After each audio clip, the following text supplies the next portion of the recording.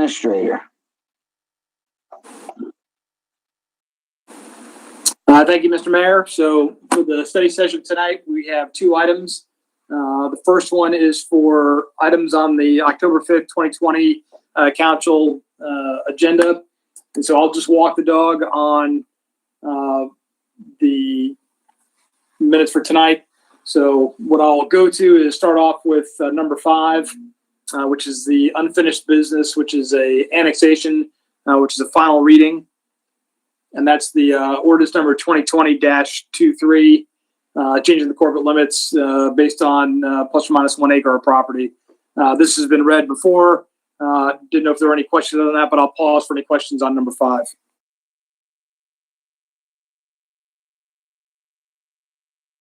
Okay, nothing heard. As we go into new business, we have items 6 and 7, which are related. You got under planning and development for memorandum number 20 TAC 027 and 20 TAC 028, which are for receipt memorandums requested by council on townhomes, specifically for 28. So I'll take a pause. I know Libby's up on the net with us now on the planning commission recommendations we received. Those should have been in your packets for review. They received on Friday. And I'll take a break here or pause and see if there's any questions on those two items. I've got a question, and it's more procedural than anything. Is why are we just taking receipt of information? Is there, I guess typically we have receipt and then we have a vote on that. Just curious. So based on the guidance that I'm tracking, and I'm certainly open to interpretations of that guidance, but at least what I kind of drew from the council was that you all wanted to receive information in a study session, have time to review it, or if you had questions on there, and then bring it up for vote on the subsequent council meeting. So if what I'm doing here is counter to your wishes or guidance, I'm certainly open to taking a change to that if we need to. Okay, that was my assumption, because I know I was one of the ones who's requested that be our procedure. I just wanted to make sure that is why we're doing this. And I guess I had anticipated showing up on study session, not on the council agenda, but I get it that we've got to go on and take receipt of information. So I get that. Okay. So again, if I look through the packet that was delivered, if you look at section 6 on the tracks, you've got a couple different options there, at least kind of looking through there. So again, if you have any initial questions, I'm happy to field those at this time, along with Libby. I know these were both presented at Planning Commission and had the opportunity to kind of listen to the pitches they made. The townhome ones, and I recall, Libby, if I get in deep water, let me know. That had to do with the size of the townhomes as the frontage is a change because they wanted to basically put a smaller frontage of the townhome based on the parcels of property they had. And so that was received favorably by the Planning Commission. Matter of fact, both these votes through the Planning Commission were unanimous votes based on my recollection. Yeah, so they definitely are unanimous votes. These are for rezonings for different projects. The one you're referring to, Jim, was a waiver that we did with a different project. Okay, sorry to get crossways on that, Libby. Thanks for okay. We have a lot going on, so.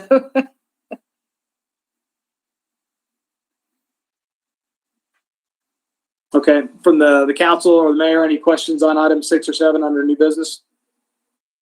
Was that the one for the, I had trouble logging in, but was that the items for the parcel on 5 Notch and the other one on right there off Martintown Francis Street? Yes. Okay. The only question I did have, and Libby, you may have met with this. I looked at the parcel, the one on Francis Street that they're trying to incorporate, and I guess they're going to set their building further back. The one thing, if you look at one of the maps that came with it, it looks like all of those ones on Francis Street also border Atomic Road. Is that correct? That Most of the way, there's a really odd remnant strip kind of behind on Atomic as well. Yeah, I saw all the pictures and everything, and it looked okay. Just where do we stop the GC and from encroaching on the neighborhood was the only thing. I mean, I know that one lot won't make a huge difference, but if more development along Atomic Road continues, because according to the maps, it looks like every property on Francis Street on this one here, I'm assuming it's showing all those properties on Francis Street is that already zoned commercial, or am I missing something? It is not already zoned commercial. It's currently zoned residential R10. Right. But the future land use map shows it as. Okay, that's what this is, future land use. Mhm. And so would there be a buffer, or do you know if they're going to put any kind of buffer on the, I guess it would be the front side of this residential property. Is there going to be any kind of buffer between it? And it looks like there might be just one adjacent house to it. You don't want to walk out your front door and see a gas station there. So I don't know if y'all even got that far or if it's just conceptual at this moment. If conceptual, they will be required to.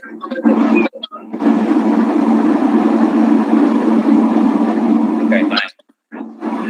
Libby, Yes, ma'am. is this the property I called you about with Mr. Gillian that he was wanting, like a not only trees but a fence or some type privacy fence? Yes, And that's the property Eric's talking about right there. Who Yes, was ma'am. really against this, and I know you told me that could not happen. So Not have you talked back to Mr. Gillian at all? I've talked to him several times since then.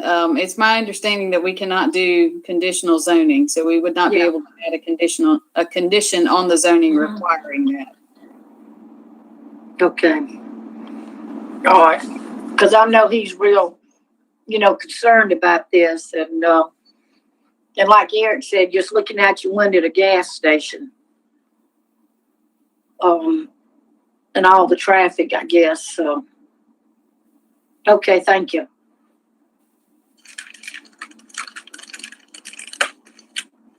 I guess I will say real quick, Sprint does a quality product if you look at any of their stations, and I'm happy to see that they're trying to redevelop that parcel now that they've taken ownership from Greg's Gas Plus, and I'm assuming they're going to do a similar product to all of their other products, which personally I think in that corridor of North Augusta we need a lot of redevelopment and improvements, and Sprint's stereotypical store I think would be an improvement in that area. So just something for us to think about too.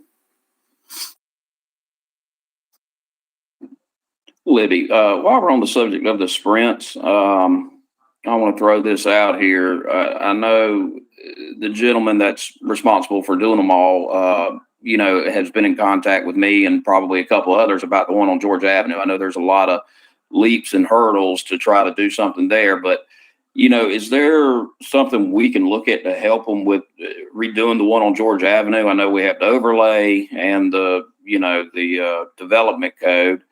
Is it possible to grant, special permission to the development code for a new project like that? Or do you have to rewrite the whole thing to give special permission in an instance? I feel like, we have a gas station that's already there. It'd be one thing if we were converting an old house to a gas station, but he's wanting to take an existing gas station, and I know he'd said something about buying the property behind it and moving it towards the back.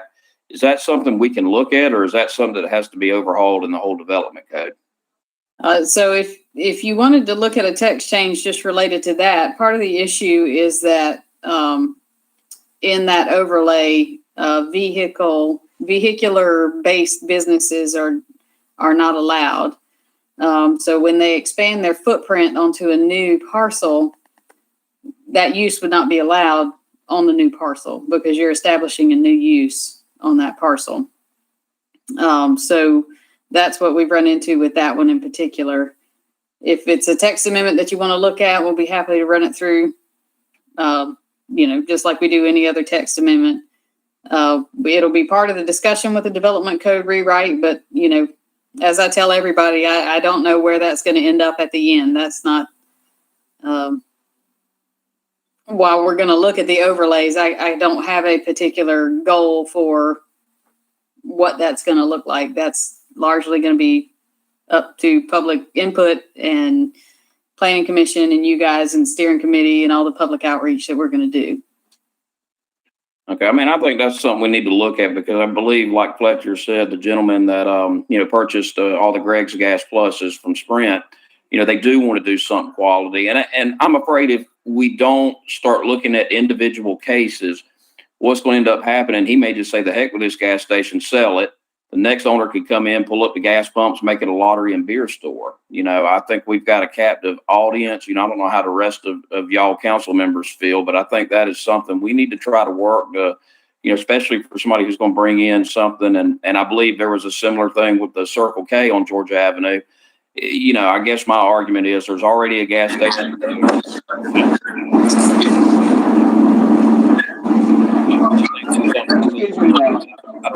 Could you mute your phone? Okay. I think we ought to look at.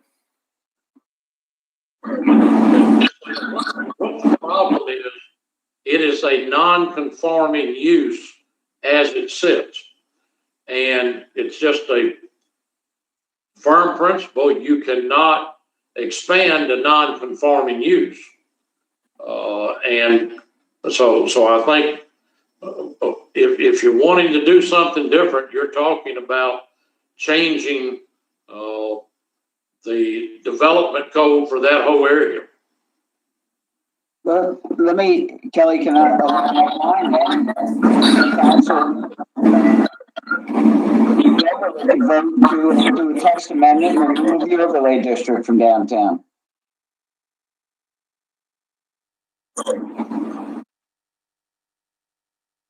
I'm sorry, you'll have to repeat that. Can I say mine keeps going on and off, and is anyone having trouble with the muted and unmuting? Mine keeps going on and off.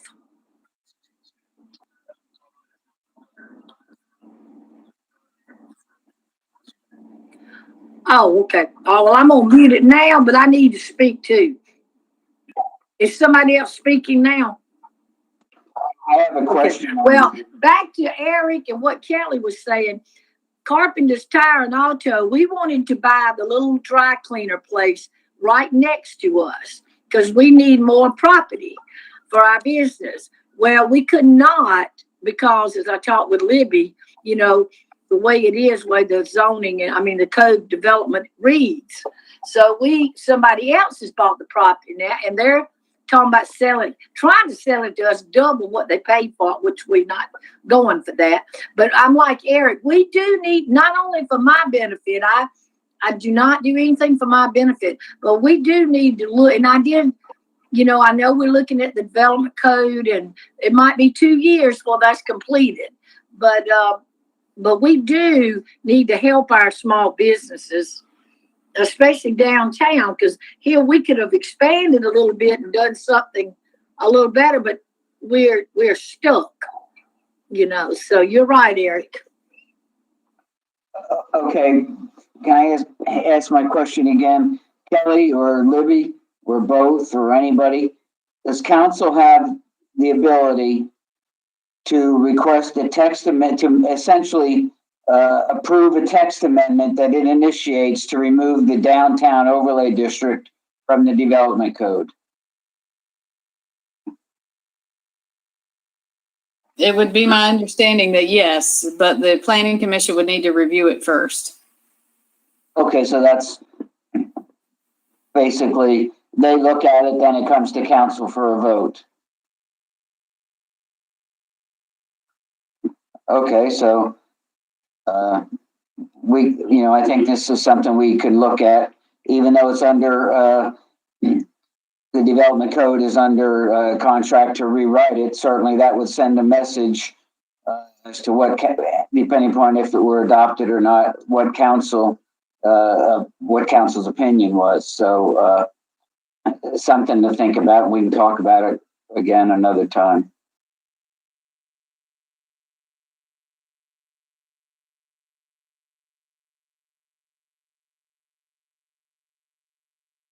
Okay. So if that's the amount of discussion, at least on items 6 and 7, if we can, let's press to number 8 for annexation, which is the resolution for filing application for parcel 005, TAC 10, TAC 05, TAC 16, fronting on Mayfield Drive. Libby, do you want to talk on that one? Is that another 911 related annexation? So Mayfield Drive, that one is in preparation for our Greenway extension. So that is a property that was donated to us from North Augusta Forward. And before we get started on the project to actually extend the Greenway up into that area, we decided that annexing it is the best idea.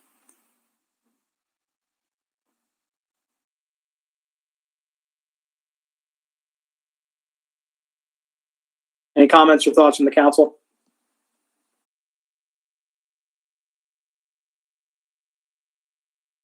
Well, it sounds kind of like a no-brainer to me, but I've been accused of other things lately, so.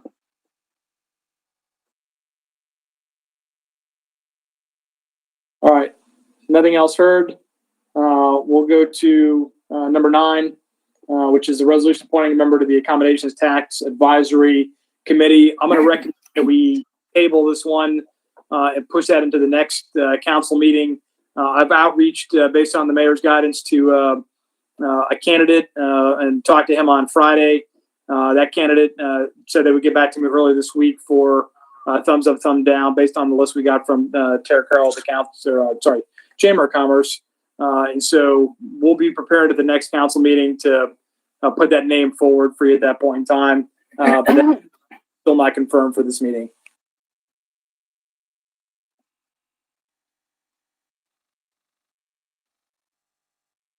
Subject to any questions on that item, we'll go ahead into item 10, which is a permit for the.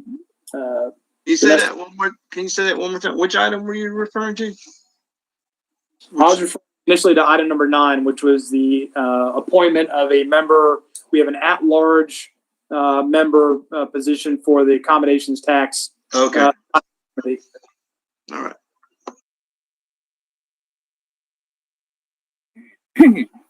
We'll have that name nailed down by the next council meeting.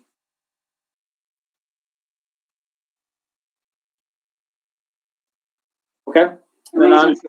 I'm sorry, Jim, but the reason for the change is that the Pink Dipper was sold, and so Suzanne is no longer appropriate for the council or this commission.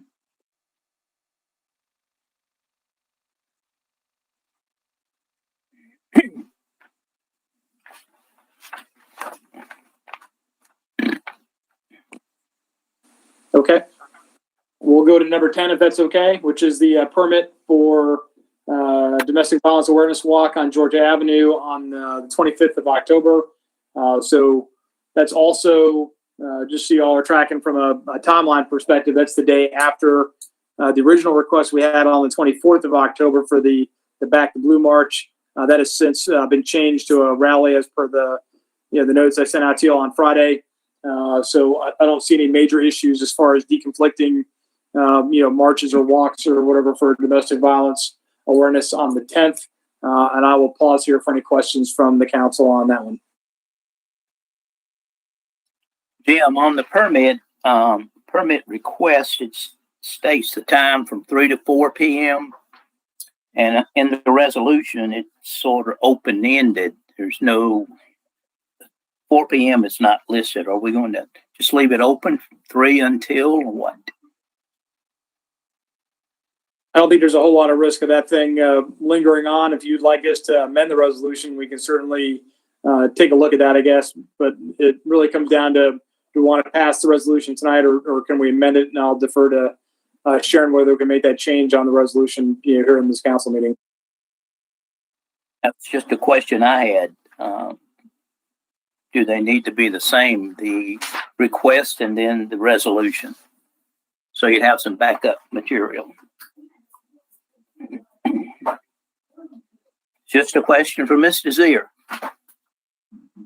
Well, I see that there is that difference, and of course, the concern for the permit is if public safety is going to have to be involved in the safety, so to speak, for them walking in the roadway.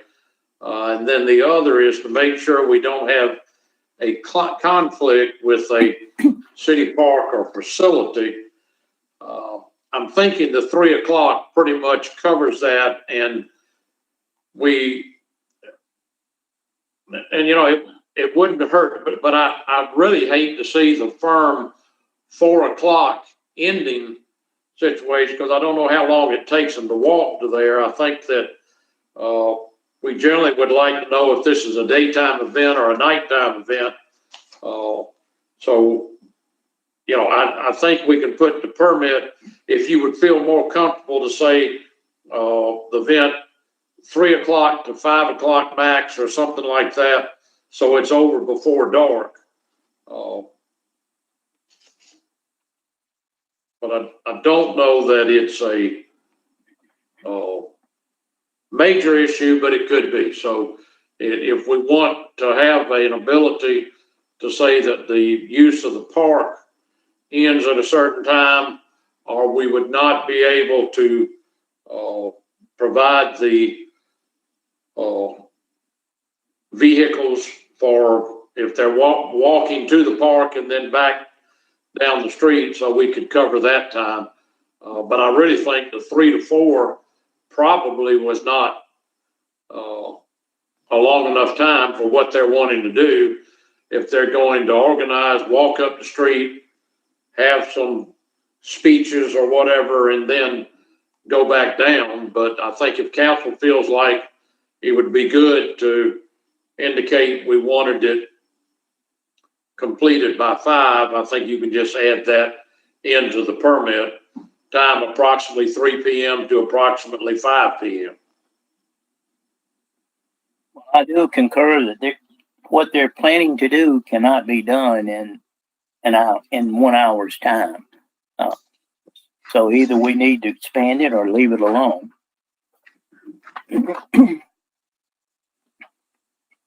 And my feeling is that we would make it to 5 or 5:30.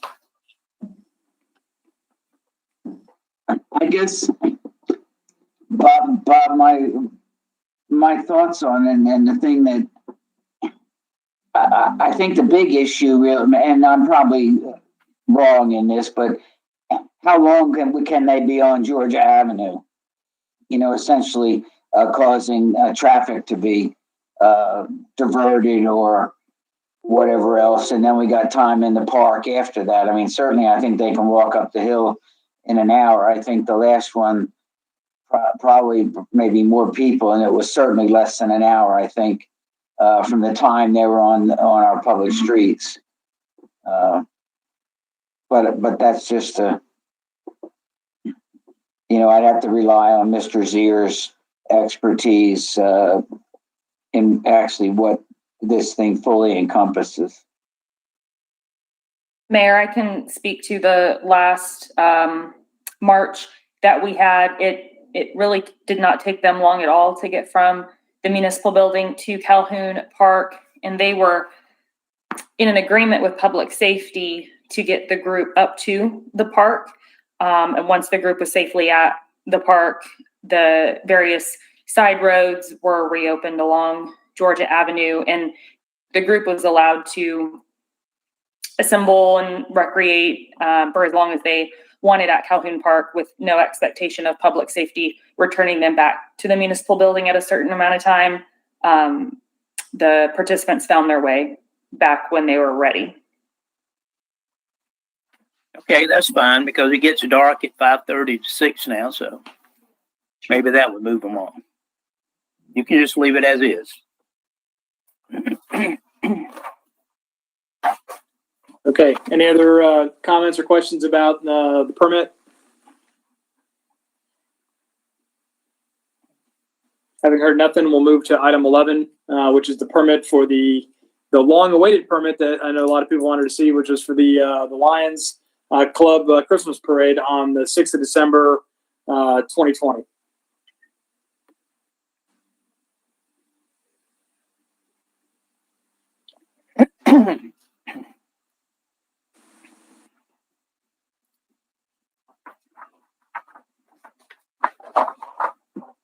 I believe this is in very similar terms to the previous Lions parades that have occurred here in the city. And so ultimately, what they're looking for is the ability to conduct this parade, and there may be some concerns about control measures and how we can get people spread out. But we wanted to at least have a discussion about their initial request and see what the council's thoughts were on this item.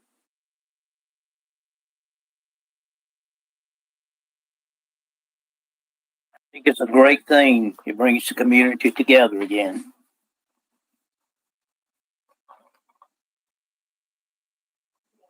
Well, I'd have to rely on Jim, on yours and Rachel's expertise to know if there's any constraints that need to be placed on it. I'm certainly in favor of the parade. I think Bob's right. It does a lot for our city. Just if you can keep us out of trouble. And I know that what'll be in effect in December is certainly different than what's in effect in October. So, I think my suggestion would be to work with the Lions Club and certainly get information out as to what the requirements are at that time. Yeah, Mr. Mayor, I'd say that we're probably gonna have to poll kind of our neighboring cities and towns and just kind of see kind of what our other governments are doing and see how that's going to look. But ultimately, I think it's an event that should occur, and if we can give them some kind of rules of the road, if you will, we need to get that to them earlier than later. But I recognize that the conditions will likely change between now and December 6th. So we don't want to make it overly restrictive because those changes are likely coming anyway. But what we're trying to get from the council today specifically is, do we have at least the wherewithal to approve the permit and allow the city to negotiate with the Lions Club on the conditions in which we operate? And I presume, and just for the sake of the public that may be chiming in, that Mayor, what you and Jim are alluding to is social distancing and COVID related restrictions, not anything other than normal limitations on the parade. That's correct. Okay, I just wanted to make sure that was clear to the public that city's not looking to restrict a yearly event. So definitely think it should move forward, but move forward in a safe manner. Thank you. Any other comments on number 11? Okay, and then the next series, items 12 through 15, are annexations that are related to the 911, property lines to make sure that we have a clean GIS line map for properties to be involved with 911. Libby can talk this a little more in depth, but again, these are not forced annexations, to my knowledge. That these are in conjunction with the homeowner and their approval to allow us to put them into one 911 database and GIS listing, so that we don't have confusion on the margins between the county of Aiken or county of Edgefield and the city of North Augusta. Libby, any other information you want to put out there on the floor for items 12 through 15? Now, Jim, once we annex them in, they get like trash, because these people are not in city limits. They get trash service and all of that. So, Miss Pat, most of these people are already mostly in the city. We targeted properties that were already receiving city services, and this won't change this won't change any fees. This won't change any taxes. This won't change anything for them. Okay, good. Okay, good. Thank you. Yeah, Ms. Pat, this is essentially just redrawing, at the edges, some of the city limits, if you will, because the way that some of these properties sit is, partially in the city, partially out of the city. And again, the concern there is that when we do 911 dispatch off an automated system, if those property lines aren't clear, it could go to the wrong dispatch center, for the wrong sets of folks. So we just want to make sure there's no confusion, so that when we dispatch North Augusta Public Safety, that's who they're getting and not somebody out of the county when that's not the appropriate response. This has nothing to do with our agenda, but has to do with 911. Today I was on Clearwater Road, Belvedere. I saw a horrible accident. The guy was there. It looked like his foot was just cut off. And I went by and went to my daughter's house, and she come by, and it's probably, I hate to say, 15 to 20 minutes. And at that time, an ambulance still had not gotten there. So I don't know if Chief Thomas is on here with us, or we need to look into, this was a life-death situation, and I pray the young man made it. But like I said, I know myself, it was 15 minutes and no ambulance had shown. The police was finally coming, and I don't know if that was, I'm sure Aiken County Sheriff. But, that's just something we need to really hop on about that 911 and how long it's taken ambulances to get to where people are. So, Ms. Pat, I don't know who I need to address that to.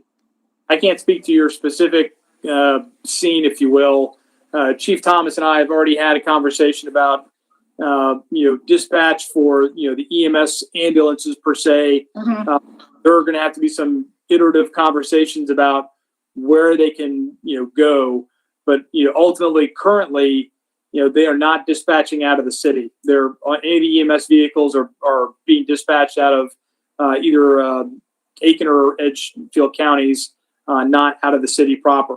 And so longer term, I'm certainly looking for opportunities to find, places and opportunities for us to be able to dispatch ambulances, out of the city property, if at all possible, because I think that will potentially drop some of our response times. Although there are some sticky wickets that go along with that, and how that's going to have to work out with the county. So I know there's a couple different options out there, and different cities in the region have different arrangements. So it's certainly premature for me to tell you that this is exactly what we're going to do. But I'm certainly with you in that we want to minimize response times for emergency vehicles to service the citizens, here in North Augusta. So I've got that on my kind of to-do list, if you will, and I'm certainly willing to have a conversation with you, after the fact. I know that's not on the agenda for tonight, but we can have a follow-on if you like, discuss, kind of your concerns there. I see a grin on your face. I did, because Councilman McGee just texted me and said, sick 'em. So I was laughing at his text, because he knows this is something I've been harping on for quite some time. And just to reiterate, there is a local ambulance provider that has indicated his willingness to buy property in North Augusta and put ambulances in our city at no cost to taxpayers. So that's still something that needs to be vetted. I'm sure there's some sticky things there, and it's not as simple and clean as I'm told it is. But I think there are some solutions there, Pat, that we need to get figured out as a city. Fletcher, is that the person that I think emailed us several months ago? All of us about that, and I was getting ready to ask, whatever happened about that? The one, Anybody know? The county has been spending a lot of time on the EMS, and Clay has been putting together and briefing council. And I've had a number of discussions with him about ambulances. And as I think the bottom line, from what I understood from him, is we do not, as a city, want to get into the business of contracting for ambulance service, because it's an expensive proposition and one that you'll never be able to please the majority of people. So the county's having enough trouble staffing ambulances and things. So we're still working the issue, and I invited Clay at some unnamed, unspecified date in the future to come at a study session and talk about ambulance service.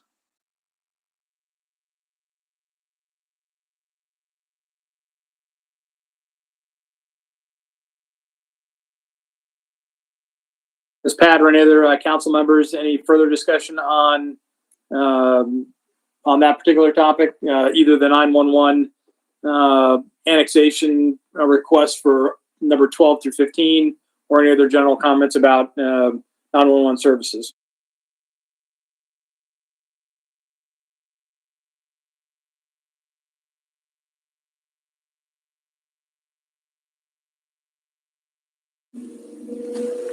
Okay, I don't believe anything on item 16, unless Sharon's got anything that she wants to add in there for 16.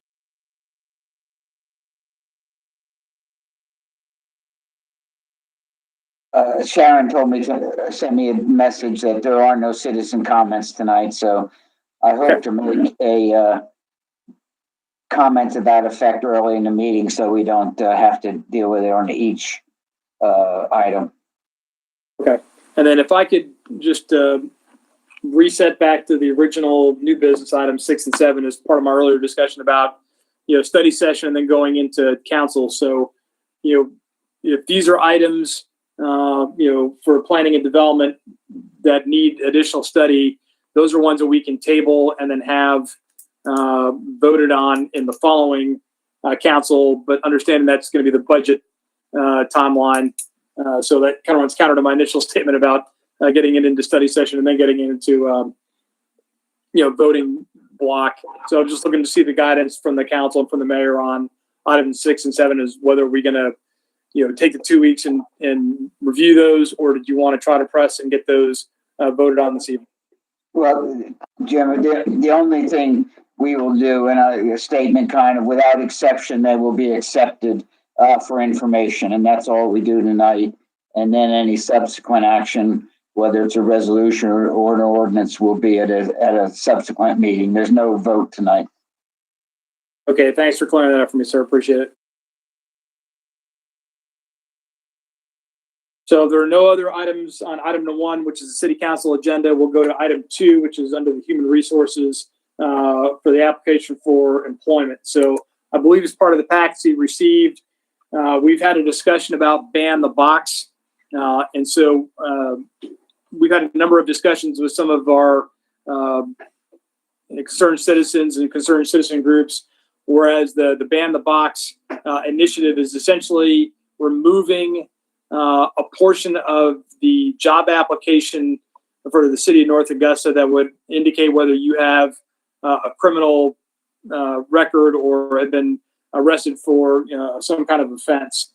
And so what I included in the packet was what the city of Aiken has done in their ban the box ordinance, which was enacted late in the spring, early summer.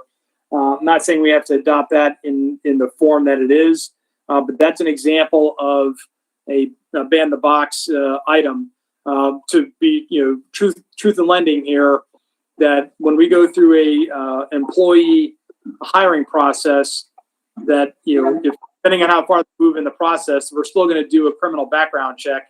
And some of that information is still going to be available to the hiring panels as we go forward. And I believe the intent of this is to not scare off an employee who, or potential employee who had, some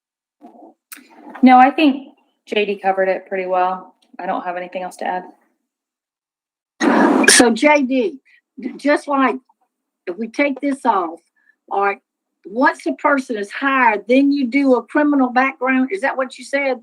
After they're hired? Yes, so I mean, because that's how if we you currently found, do it. It's called post offer. So everything we give, so when we offer somebody employment, it's contingent upon them passing a background check. So we All don't right, do now- background checks until they Okay. have been offered a position, and then you have to go through a whole process, which is why I exist. We put them through the process to make sure they're eligible for employment, and part of that is a criminal check. So we won't know anything about their criminal history until that point. Now, that's not to say people don't they don't divulge that early. Some people don't put that on there, and then we find it out later, and then that's obviously being dishonest on their application. But again, it doesn't preclude us from doing the background screenings as we currently do them. well, would that be a reason, if they were dishonest on the application, reason for dismissal too, once they got in or not? Correct. Anytime anyone is dishonest on our application, that's grounds for revoking the offer or termination if it's a length of time has passed since they've been hired. Okay, I'm just, like I said, worried about child molestation, getting a job like at Park and Recreation, that, you know, and I know you're talking about you'd educate the bosses, but that's still a little scary right now. Can I ask the question? Go ahead. Go ahead, JD.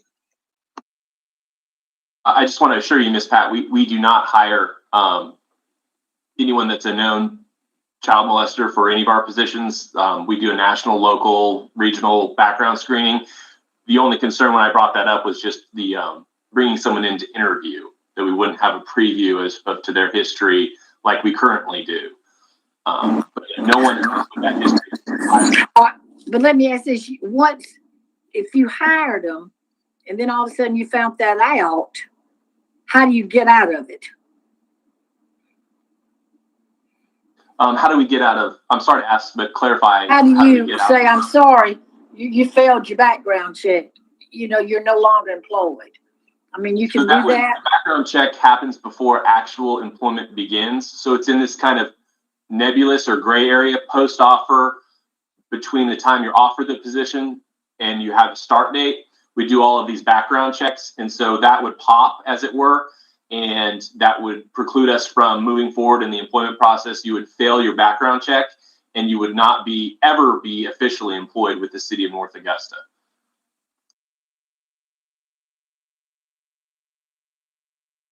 I was going to ask the question, who was the representative from the NAACP, and are they county, city, state, or where were they from? Rachel, you have to help me with the names. I'm bad on that, but they were Aiken County NAACP. Was it Mr. Young? Is that? Mr. Eugene White was White. the representative from the NAACP. He brought another gentleman, not representing the NAACP, but a nonprofit here in the state that advocates for such a thing. And then the other gentleman was representing a different topic.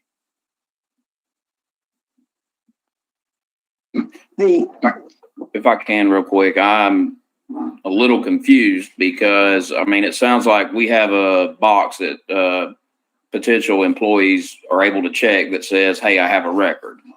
All we're doing is removing it. I don't see what this is accomplishing. I mean, if somebody has a record, they have a record, we're going to find out. Doesn't matter if we know when they fill out the application or after they're offered employment. I don't see in the grand scheme of things what this is, if this is really solving anything. I mean, certainly, you know, there may be some people that have a criminal background. They may not be able to work at Parks and Rec, but, you know, maybe they could work for Streets and Drains if they had a misdemeanor. You know, I don't really understand what the point of this really is, except to appease people, to show them we're doing something, but it really doesn't do anything, in my opinion. Now, JD, I may be wrong, but you know, to me, it just sounds like we're just hiding a check down box that we're going to find out about anyway. Does that kind of sum it up? Okay, let me ask you the question, Eric, back. If it doesn't matter if it's there, why does it matter if we take it away and move it back into the hiring process, and it doesn't create any effect on the process? It may cost us a little bit of time in one or two instances, but we get to the point where we can do a thorough background check. The individual is not put under in the position of trying to say, darn, if I check this, I'm automatically disqualified. They may have had a problem in the past, totally unrelated to their job, totally unrelated to their circumstance in life now. And it just takes that pressure, frustration, fear, whatever it is away from them. So we're still going to be able to do the background check, but it doesn't cause them to automatically be disqualified. That's my point. Yeah, and if that really helps some people to say, here, let me go ahead and file it, that's fine. But I mean, we're just being presented this, and I'm not sure if it actually would discourage somebody or not. I think the issue is to get people to work, whether they have a record or not. And I just don't see how removing one thing on an application. I mean, that's just me. And it may be, like you say, Mr. Mayor, it may be very well that, you know, that maybe it is psychological. Maybe somebody's like, well, you know what, I'm going to try anyway, knowing I've got this infraction. And if that's the case, that's fine. But at the end of the day, I mean, either way, we're going to find out if somebody has a record or not. I mean, that was just my point. I mean, but well, if body, that's fine. Let Kevin have a chance. yeah, I mean, I think what it's trying to solve is giving somebody a chance to at least get the interview through the interview process before they're precluded from a position from the get-go. Now, I don't know what current policy is, whether if somebody checks that, they're automatically weeded out. My guess is they're probably not if they're qualified in every other manner. So realistically speaking, Eric, you're probably right as it relates to North Augusta. There's probably not a significant difference because we would allow them to go through the interview process and we're not just cutting them out in the beginning. So, you know, based on that, I don't know that it really has a dramatic effect one way or another, other than it may not put somebody in a position where they feel like they have to be dishonest on the front end of an application just to get a chance. I mean, as JD said, we're ultimately going to run the checks. We're going to put things in place to make sure that we're not putting people in compromising positions in the interview process up to that point. We're going to make offers that are contingent upon them not having a criminal record that would preclude them from working in a particular area. You know, we're not going to hire somebody that has a history of money laundering for a finance department. We're not going to hire people that have, you know, a history as a sexual predator for anything. We're not going to put those people. So I think practically speaking, Eric, you're probably right as it relates to the city of North Augusta, because we're not really cutting people out because of what they check in the first place. But, you know, it keeps from putting people in the position to have to decide, and just makes it allows people the comfort to know that, hey, if I screwed up when I was 19 years old and did something stupid, that's not going to follow me around for the rest of my life and put me in a position where I have to be dishonest on an application. I mean, that's something that I generally support. I probably haven't studied it as much as I ought to, but I think in theory, it's something that I would generally support doing. You know, I don't see a whole lot of downside. I don't see a whole lot of upside as it relates to North Augusta, but at the same point, I don't see a whole lot of downside, and you know, can't see any reason not to do it.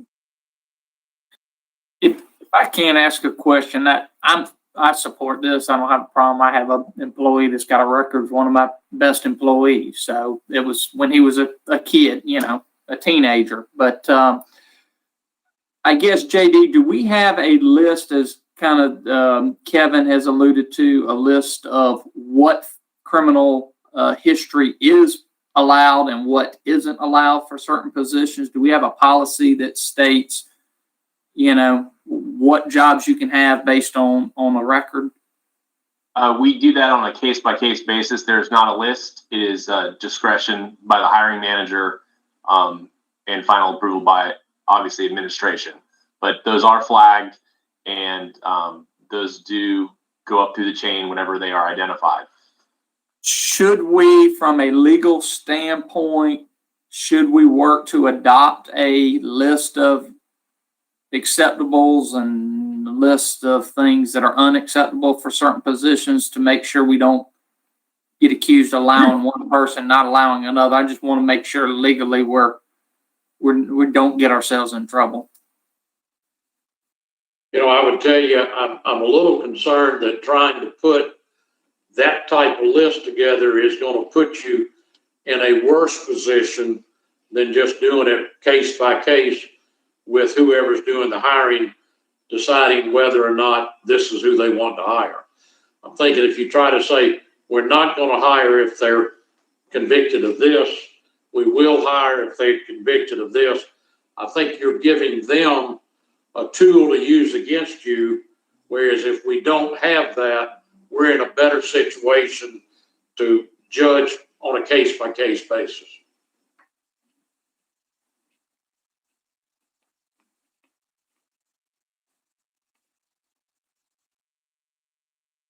Okay, Jim, we just finished one thing and then I know it's getting close to council time. I think that's the agenda for the study session, sir. I think we've moved through all the required items unless I'm mistaken, but I think that's really it. So if you want, we can pause from here and then move into the city council meeting in 2 minutes. Maybe Jim, one thing. I would just like to, I'm like Kevin, I would support this. I believe in sometimes people have messed up and I deal with a lot of young people all the time with this same problem. And yes, I do think they need a second chance. So even though I just want to be sure certain things but I would support this too. I would support it, but I'd like to see some of the background information that JD you have compiled.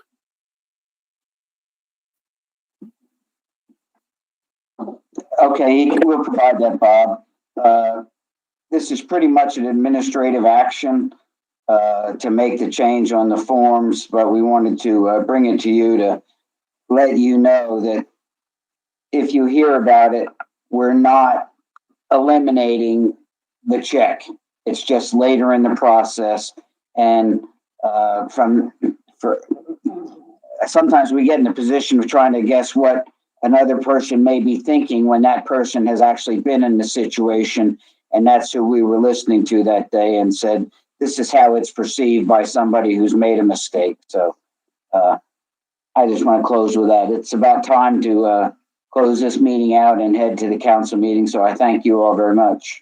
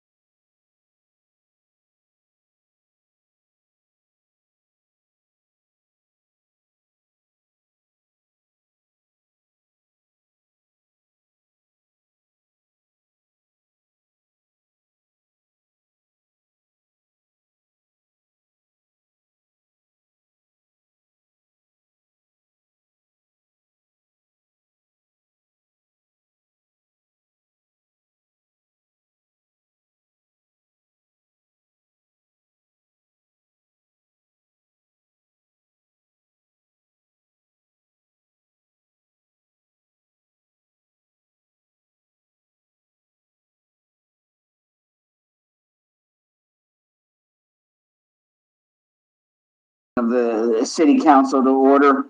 I'd ask you to stand for the invocation and pledge as you're able.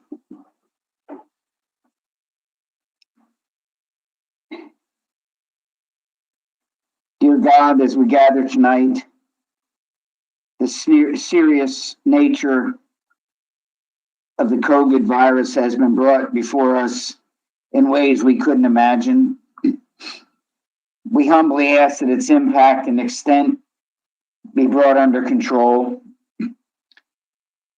We ask that the citizens and the employees of this city take appropriate actions to protect others and to protect themselves.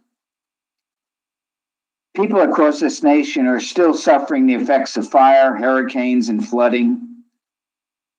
Please give us strength as the burdens imposed by these events weigh upon our hearts, minds, and spirits. Give this council wisdom as it conducts the business of the city. Bless the healthcare professionals and keep them safe. And finally, please be with the employees of this city as they serve. Keep them healthy and keep them safe. Amen. I pledge allegiance to the flag of the United States of America and to the republic for which it stands, one nation, under God, indivisible, with liberty and justice for all.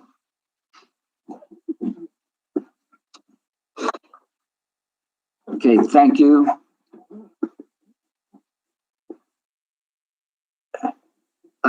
Let the record show that all council members are present. Council, you've been provided the minutes from the council meeting of August 17th,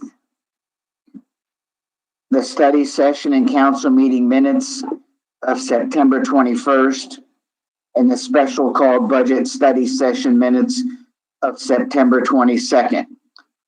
If there are no corrections or additions, they'll stand approved as provided. So be it. Moving on to item number 5, under unfinished business. This is ordinance number 2020-23 to change the corporate limits of the city of North Augusta by annexing plus or minus 1.0 acres of property located at 1449B Hammond Pond Road and owned by Randall C. Simmons and Nicole Curlin Simmons. Do I have a motion to approve this ordinance on second and final reading? So moved. Ms. Second. Carpenter, do I have a second? So moved. Who was that? I'm sorry. Mr. Brooks? Yes, sir. Okay, thank you. Ms. Lamar has informed me earlier before the meeting started that there are no citizen comments provided on any specific item on the agenda tonight, nor for the general comment period. So in light of that fact and that we don't accept comments during our virtual meetings, I will not ask on any item on the agenda tonight. Are there any council comments on ordinance 2020-23? Hearing none, I'll call for the vote. Mr. Brooks? Yes. Ms. Carpenter? Yes. Mr. Dickert? Yes. Mr. McGee? Yes. Mr. Presnell? Yes. Mr. Toole? Yes. The chair also votes yes. The ordinance passes unanimously by a vote of 7-0.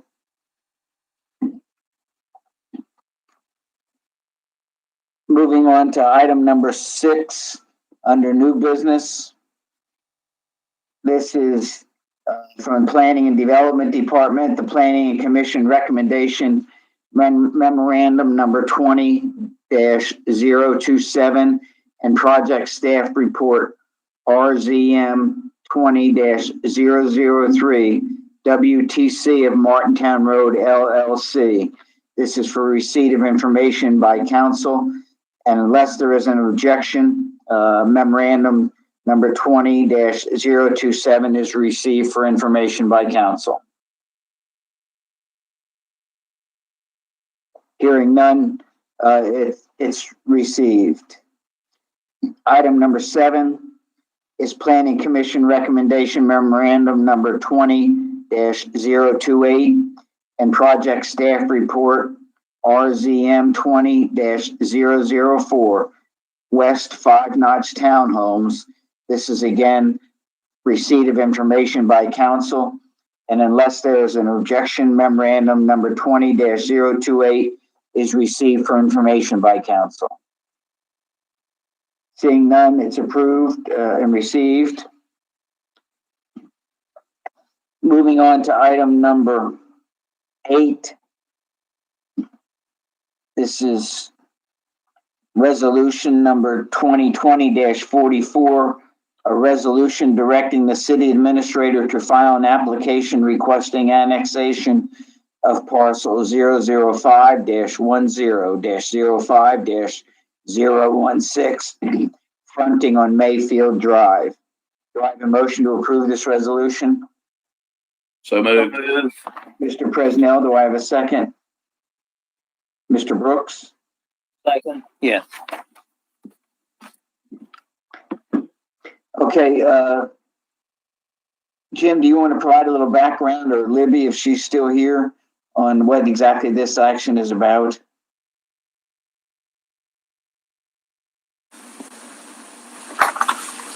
I'll see if Libby wants to take a shot at that first. I can, with your leave. This is the parcel that will be the terminus of the Greenway Extension Project. And this annexation is in anticipation of that project. And this is located north of I-20, is that correct? Yes, And it's the parcel at north or of where the tunnel is located, the new tunnel, is that correct? that's correct. Okay. Thank you. Any comments by council?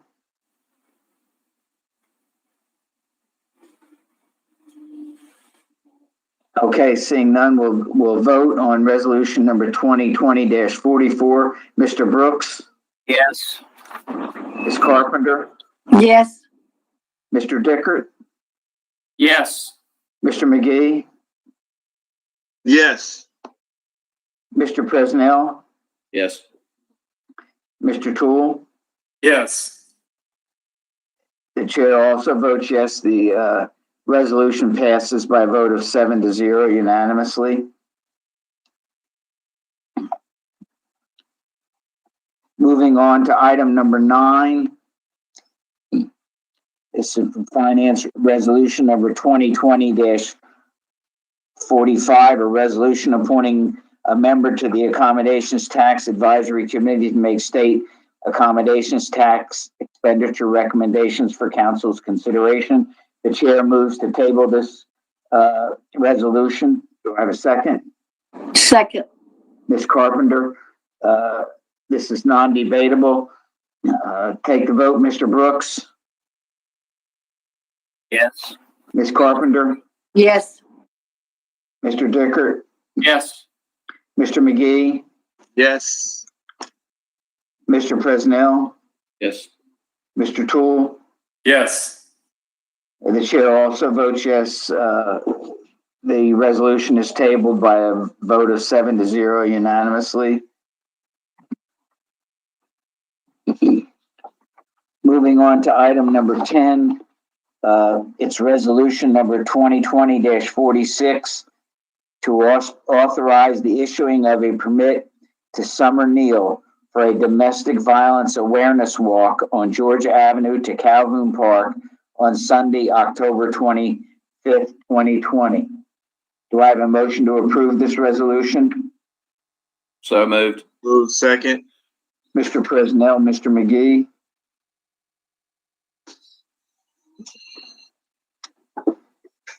Is there any council discussion?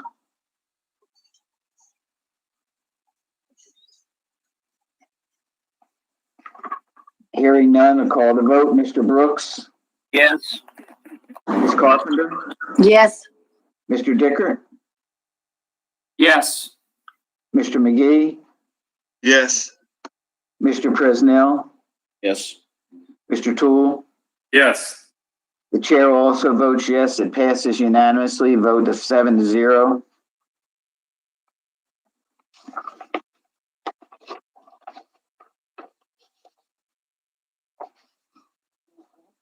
Moving on to item number 11, it's also a request for permit, resolution number 2020-47, to authorize the issuing of a parade permit to the North Augusta Lions Club to conduct the 2020 Christmas parade on Sunday, December 6th, 2020.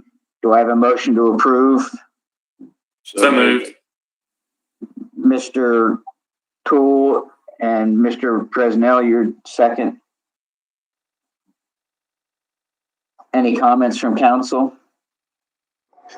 I would just say that I'm glad to see that this is going on as scheduled. Hopefully that we won't have to change anything and we won't have any other restrictions that we need to go by, and that everything should be able to go smoothly and happy and have a regular Christmas parade like we usually do, and get this town excited for Santa Claus coming. Thank you. Look forward to it every year. It's a great event. Any other comments? Okay, call for the vote. Mr. Brooks, Yes. Ms. Carpenter, Yes. Mr. Dicker, Yes. Mr. McGee, Yes. Mr. Presnell, Absolutely, yes. Mr. Tool. Yes. The chair also votes absolutely yes. It passes unanimously, a vote of 7-0. Thank you.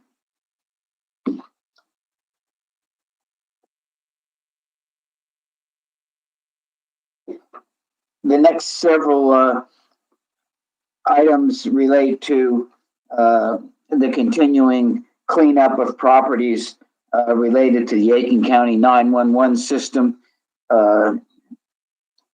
Jim, do you want to comment on it, or Libby, either one of you, or? Sure, I'll take a crack at it. So as discussed with the council and for the public, these properties partially reside in the city of North Augusta and partially in the county of Aiken. These properties are already tied to the city for basic public services when it comes to sanitation, water, and those kinds of things. And so really these actions, number 12 through 15 annexations, really have to do with amending the city lines so that their properties are fully inside the city limits of North Augusta, which allows us to be able to properly dispatch 911 services to their locations, so it does not lead to confusion where one property sits astride, a county city element. And so ultimately, this is designed to allow those citizens to fully enjoy the 911 services, and these are done with the approval of the homeowners at those residences. And I'll pause for any questions or comments with you. Just real quick, and this, I don't know if this is a Libby or you question, Colonel. I know we keep getting a number of these on every council meeting. Have we just sent stuff to those addresses and we're waiting for people to reply to go ahead and have this done? Or is it, because it seems like we just get a few. It'd be nice if we could just get them all done at one time, I guess. We've been forwarding them as they come in, just so that we don't end up with one agenda with 30 properties on it. Yeah, I kind of figured that'd make for a long night. So, Yeah. Okay, that sounds good. Thanks, Libby.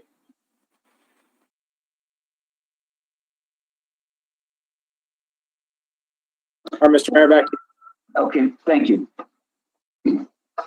Moving on to item number 12A. This is for property located at 645 Crestland Drive. It's resolution number 2020-48 to accept a petition for annexation of a portion of plus or minus 0.32 acres of property located at 645 Crestland Drive, owned by Shirley B. Peterson and Gregory Peterson. And do I have a motion to approve this resolution? Move. Mr. Brooks, do I have a second? Second. Who, I'm sorry, was that you, Mr. Dicker? Any comments from council?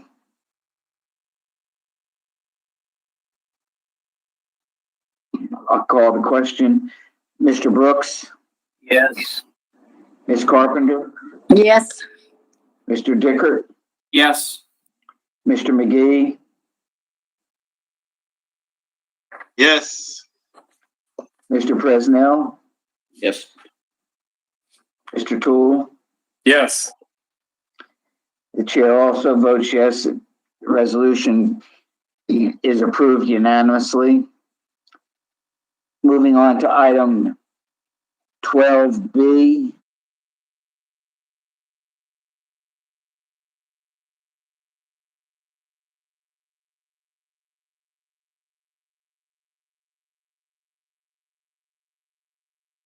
You're muted, Mayor. Thank you. I'll start over again. Moving on to item 12B. It's ordinance number 2020-24 to change the corporate limits of the city of North Augusta by annexing a portion of plus or minus 0.32 acres of property located at 645 Crestland Drive and owned by Shirley B. Peterson and Gregory Peterson. Do I have a motion to adopt this ordinance on first reading? So moved. Ms. Carpenter, do I have a second? The chair will second. Any comments from council?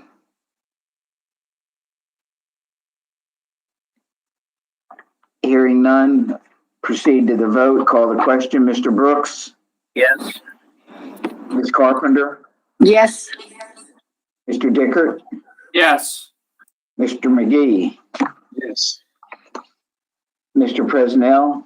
Yes. Mr. Toole? Yes. The chair also votes yes. The ordinance is the ordinance is adopted passes on first reading. Moving on to item number 13A. This is resolution number 2020-49 to accept a petition for annexation of a portion of plus or minus 0.28 acres of property located at 655 Hutchinson Drive, owned by Brandy L. Lamoth and Joel J. Lamoth. Do I have a motion to approve this resolution? So moved. Ms. Carpenter? Second. Do I have a second? Second, Mr. Presnell? You muted yourself so fast I couldn't tell where the green mic was. Any comments from council? Hearing none, I'll call the question. Mr. Brooks? Yes. Ms. Carpenter? Yes. Mr. Dickert? Yes. Mr. McGee? Yes. Mr. Presnell? Yes. Mr. Toole? Yes. The chair also votes yes. The resolution is approved unanimously, a vote of 7-0.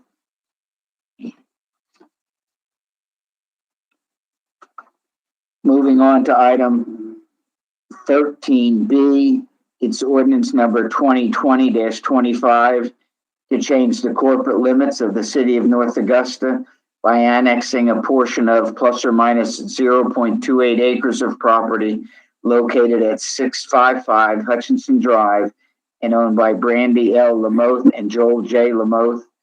Do I have a motion to adopt this ordinance on first reading? So Move. I'm going to say Mr. McGee. Do I have a second? Second. Mr. I'm sorry, I can't write and look at the mics at the same time. It gets me. Any comments from council? Hearing none, call the question. Mr. Brooks? Yes. Ms. Carpenter? Yes. Mr. Dickert? Yes. Mr. McGee? Yes. Mr. Presnell? Yes. Mr. Toole? Yes. The chair also votes yes. The ordinance passes on first reading unanimously, a vote of 7-0. Moving on to item number 14, 14A, which is resolution number 2020-50 to accept a petition for annexation of a portion of plus or minus 0.26 acres of property located at 705 May Street, owned by Jose B. Rodriguez and Maria I. Seriano. The chair moves to approve this resolution. Do I have a second? Second. Mr. Tool, thank you. Any comments from council?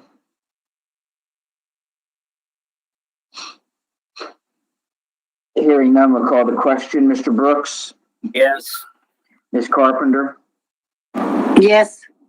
Mr. Dickert, Yes. Mr. McGee, Yes. Mr. Presnell, Yes. Mr. Tool. Yes. The chair also votes yes. The resolution is approved unanimously by a vote of 7-0. Moving on to item number 14B. It's ordinance number 2020-26 to change the corporate limits of the city of North Augusta by annexing a portion of plus or minus 0.26 acres of property located at 705 May Street and owned by Jose B. Rodriguez and Maria I. Seriano. Do I have a motion to approve this ordinance on first reading? So moved. Ms. Carpenter, do I have a second? Second. Second. Oh, sorry, Mr. McGee. Any comments from council? Hearing none, call the question. Mr. Brooks, Yes. Ms. Carpenter, Yes. Mr. Dickert, Yes. Mr. McGee, Yes. Mr. Presnell, Yes. Mr. Tool. Yes. The chair also votes yes. This ordinance passes on first reading unanimously by a vote of 7-0. Moving on to item number 15A, resolution number 2020-51, to accept a petition for annexation of a portion of plus or minus 0.25 acres of property located at 711 May Street and owned by Lila M. Santiago. Do I have a motion to approve this resolution? So move. Mr. Brooks, do I have a second? Second. Mr. Dickert? Any comments from council?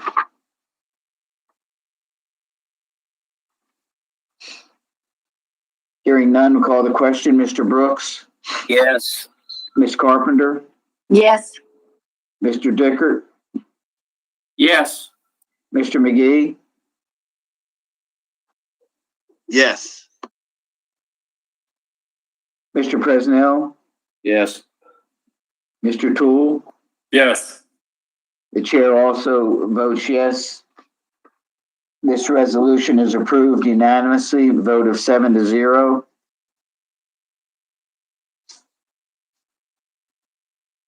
Moving on to item 15B, ordinance number 2020-27, to change the corporate limits of the city of North Augusta by annexing a portion of plus or minus 0.25 acres of property located at 711 May Street and owned by Lila M. Santiago. Do I have a motion to adopt this ordinance on first reading? So moved. Mr. Presnell, do I have a second? A second. Mr. McGee? Any comments from council? Hearing none, to call the question. Mr. Brooks? Yes. Ms. Carpenter? Yes. Mr. Dickert? Yes. Mr. McGee? Yes. Mr. Presnell? Yes. Mr. Tool? Yes. The chair also votes yes. This ordinance passes on first reading unanimously by a vote of 7-0. That concludes the major portion of our agenda. Item number 16 is administrative reports. Ms. Moody or Mr. Clifford, do we have any administrative reports from either of you? I don't have anything, Mayor. Nothing from the city administrator, Mr. Mayor. Okay, thank you. There are no citizen comments. Council, any last minute comments or thoughts?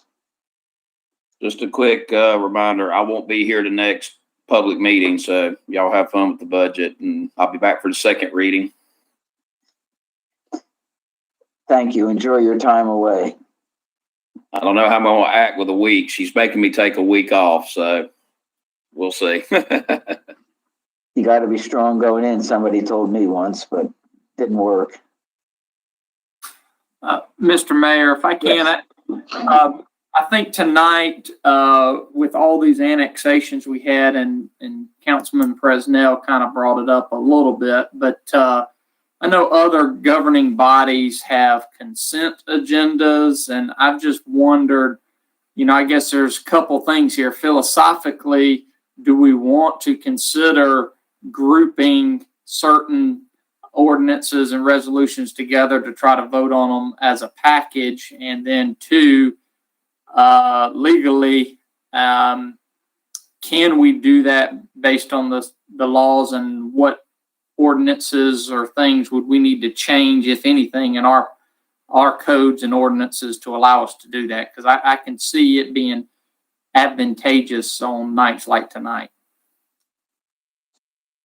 I agree with you, and actually, I wasn't going quite that far, but as to the annexations that you were doing tonight, we have always done them this way, which doesn't mean that's the way they're supposed to be. The law provides that you have to accept the petition, and then you have to pass an ordinance to annex the property.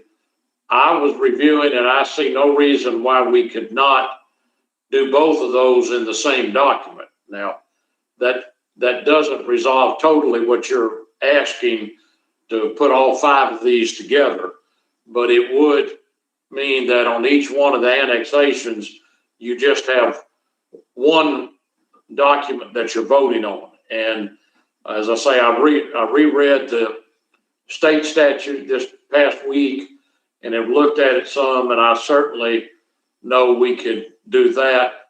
As to the consent agendas, where we vote on a number of resolutions, ordinances, or whatever at the same time, I'm gonna need to research that a little bit. I can see a better possibility of us being able to do it with resolutions. It may be more of a problem or issue with ordinances, but I will research that so I can provide that information to you, hopefully by the next meeting. Thank you, Kelly.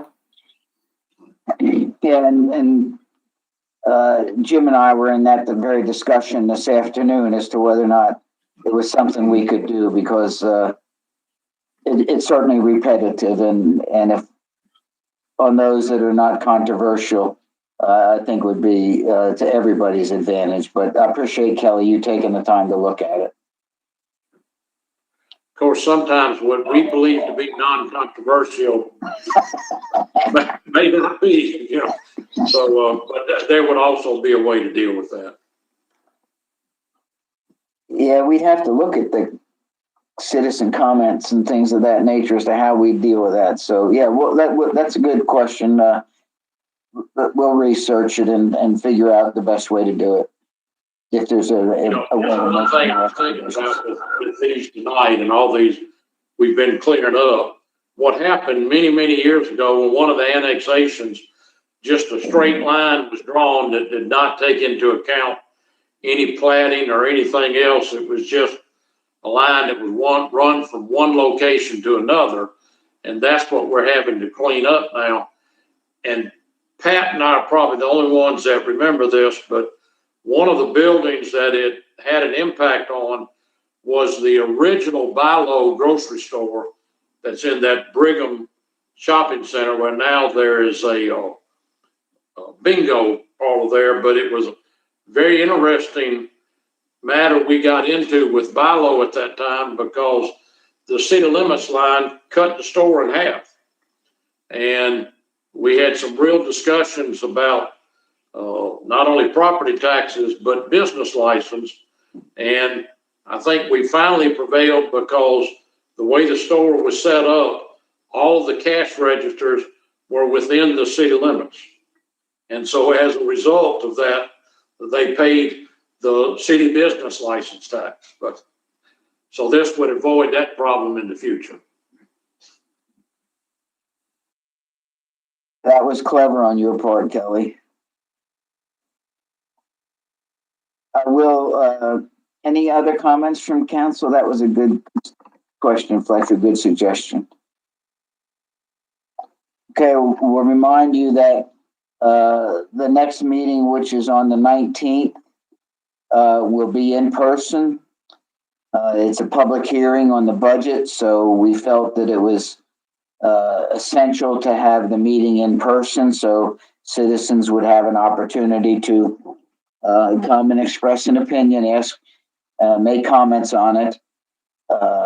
So we're trying to figure out how to deal with seating arrangements and what that might look at. And since this will be our first time back in person, there's a number of items that have been tabled for some, not tabled, that's the wrong word, been deferred for some time, waiting for a meeting in person. So I guess my sense would be, depending on how we put the agenda together, it might be a rather lengthy evening, and we may end up having to come back to study session after the council meeting is completed. May have to recess it and reconvene after the council meeting. So,